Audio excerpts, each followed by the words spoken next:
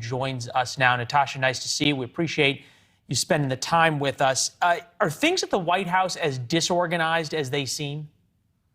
Well, no question they've been scrambling for the last week or so on messaging and otherwise. I mean, you've seen that, you just spelled some of that out.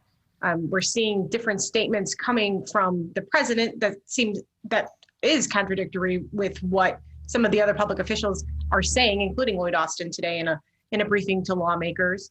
I think it's also pretty clear on, as we've written this week, just some of the messaging coming out of the White House.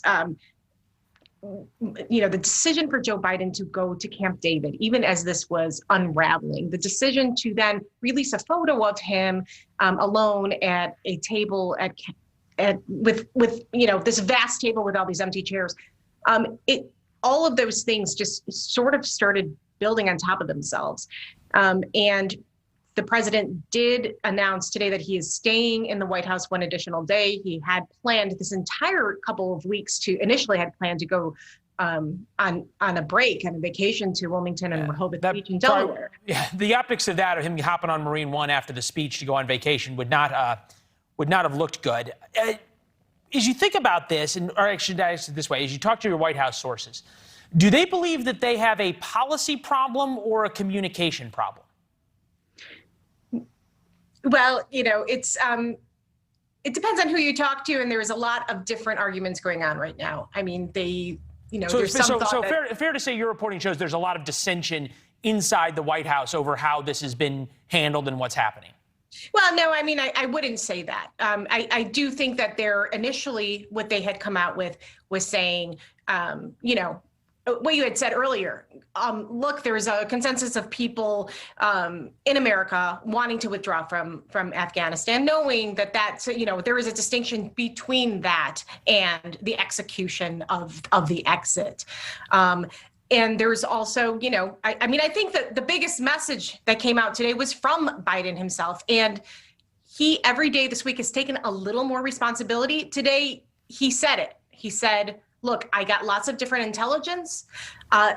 The intelligence was a little bit all over the place, but the consensus intelligence, according to what Biden said, was that it was okay to wait. Clearly, that is not what. Yeah, but you think about it, as far as we're hearing, the intelligence wasn't all over the place. The intelligence was very clear that the Afghan army was going to fall and that Kabul certainly could fall quickly. And it seems as though it's a little bit of that version of what the president said earlier in the week, which was the buck stops here, but, to quote Mike Allen. Well, that's true. He did say the buck stops here, but then he was later, Jen Psaki was later pressed on, well, what is he really taking responsibility for? And again, I think he took a little more responsibility today, but not full responsibility for the actions. Well, and also the question is, does he take full responsibility for all these people in Afghanistan who the United States promised to get out? Take a listen to one of them who's stuck and in fear of his life. I served basically 1/3 of my life with the U.S. government, and now I'm not even able to save my own family, my own blood, my own family, my own brothers and sisters, my immediate family. So like me, there are hundreds of other interpreters whose families themselves, they are in a very big threat of losing their family members and themselves. The White House realize how big of a problem it's going to be if they don't get all these people out?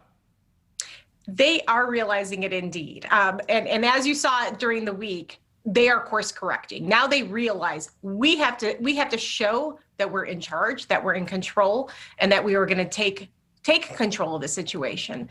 I don't think that really was clear to them over the weekend. They seemed very slow to move. Again, releasing that photo just seemed very disconnected from the events that were playing out. Yeah.